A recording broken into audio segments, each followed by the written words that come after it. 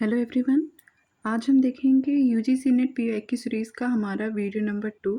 जो ये सीरीज़ है, जितने भी अभी तक यूजीसी नेट एग्ज़ाम में प्रीवियस ईयर क्वेश्चंस आए हैं उनकी सीरीज़ है। तो ये बहुत इम्पॉर्टेंट हो जाता है क्योंकि क्वेश्चंस कई बार रिपीट भी होते हैं, या तो डायरेक्टली पूछ लिए जाते हैं, या फिर जो क्वेश्चन से आपको इन्फॉर्मेशन मिलती है उसके थ्रू आपको आने वाले नेक्स्ट एग्ज़ाम में हेल्प मिलेगी।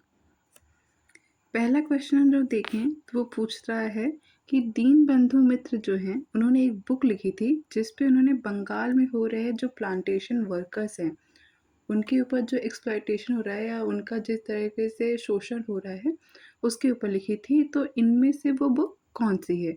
तो उस समय नील विद्रोह हो रहा था, तो नील दर्पण एक बुक है जो इन्होंने लिखी थी नील विद्रोह के बारे में, और वहाँ के साथ क्या क्या शोषण अत्याचार हो रहा है उनके वर्कर्स पर, उस बारे में।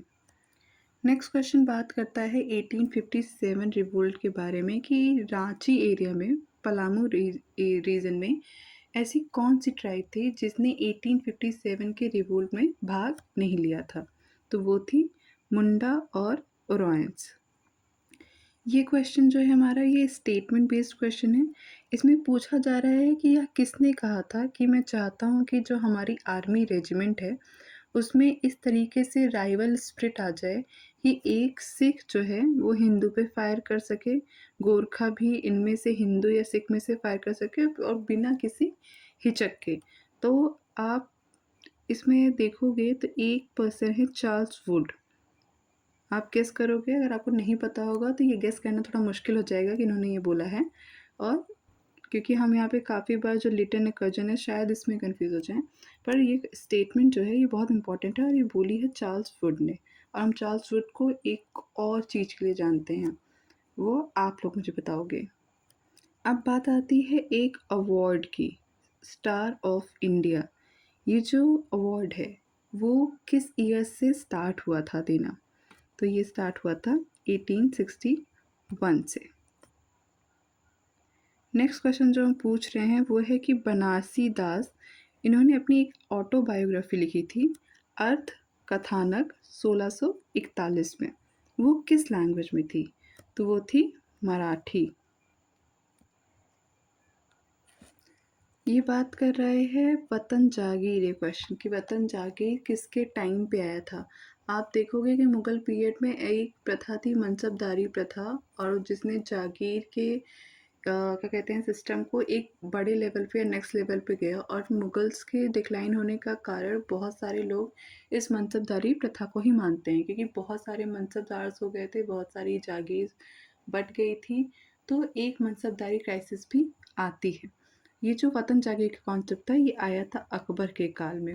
और एक ही कॉन्सेप्ट और भी आया था जिसका हम नेक्स्ट क्वेश्चन में करते हैं कि कौन से ऐसे किंग थे जिन्होंने दोअस्पा और सिहस्पा को इंट्रोड्यूस किया था मनसबदारी सिस्टम में?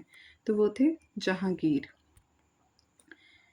नेक्स्ट क्वेश्चन आता है कि who is known to have created autonomous dominion comprising Bihar and Bengal in the early 13th century? मतलब बिहार और बंगाल को मिला के 13वीं शताब्दी में किसने उसको स्वायत्तता प्रदान की?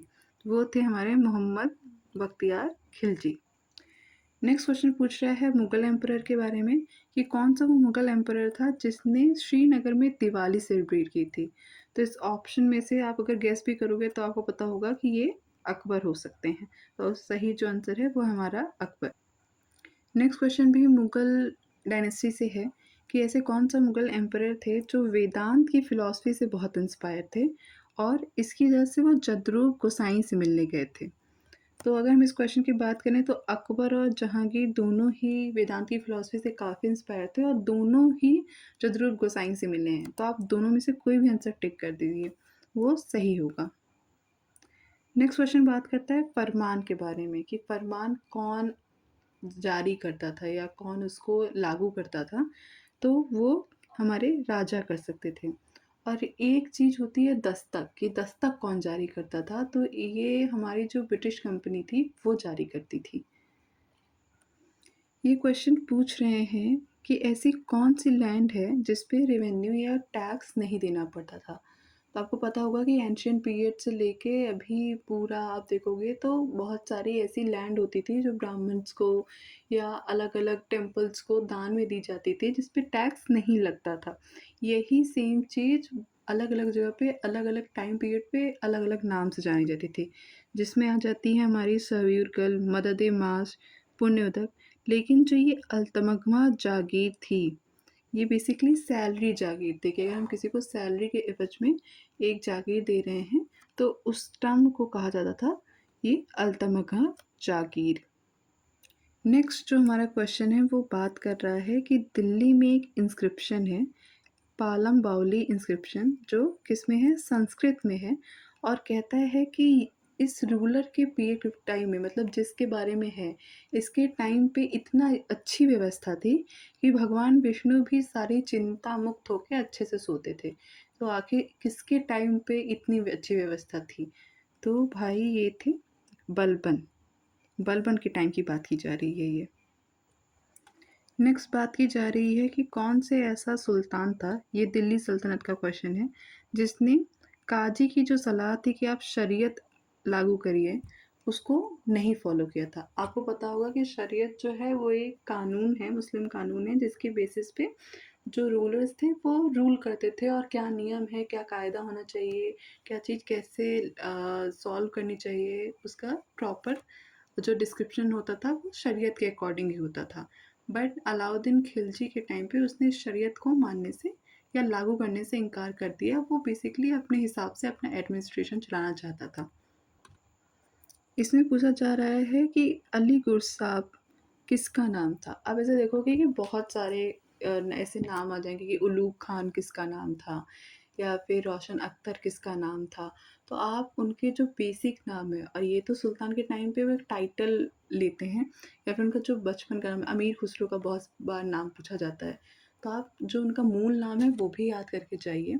और यही नहीं कि सिर्फ़ ऐसे रूलर्स का पूछा जाएगा, जो भी हमारे रिफॉर्मिस्ट हैं उनका भी पूछा जाता है। जैसे दया दयानंद सरस्वती का जो मूल नाम है वो पूछ लिया जाता है कि उनका मूल नाम मूलशंकर था। ऐसे बहुत सारे नाम होते हैं, आपको उनको भी ध्यान रखना है। नेक्स्ट क्वेश्चन भी हमारा स्टेटमेंट बेस्ड क्वेश्चन है। इसमें कहा जा रहा है कि आम लोग इतनी बड़ी, मतलब इतनी गरीबी और इतनी दयनीय स्थिति में रहते थे कि उनके लोगों का जो लाइफ था, जो उनका जीवन था, उसमें केवल अभाव था और केवल दुख था। तो ऐसा जो वर्णन है वो किसने किया है? तो ये वर्णन किया है फ्रांसिस्को पेलासार्ट ने अपनी बुक रिमॉन्स्ट्रेटाइन में। और जो डिस्क्रिप्शन है ये मुगल डायनेस्टी या मुगल पीरियड की है। नेक्स्ट क्वेश्चन जो हमारा है वो बात करता है कि ऐसा कौन सी बात है जो अर्ली तमिल लिटरेचर है उसका हमें एविडेंस देती है, मतलब हमें जो प्रारंभिक तमिल साहित्य मिलता है उसमें हमें किस बात की एविडेंस मिलते हैं। तो हम देखेंगे कि हमें वहाँ पे कास्ट सिस्टम का अभाव मिलता है। नेक्स्ट क्वेश्चन जो है वो हमारा जो है वो हड़प्पन सिविलाइजेशन से रिलेटेड है। आप देखोगे कि हड़प्पन सिविलाइजेशन को ख़त्म होने के बहुत सारे स्कॉलर ने अलग-अलग रीज़न दिए हैं। उनमें से एक रीज़न है बाढ़। तो न कौन से ऐसा जगह थी या कौन सी ऐसी सिटी थी जिसको माना जाता है कि वो बाढ़ आने की वज़ह से वो ख़त्म हुई है या फिर वो डिस्ट्रॉय हुई है।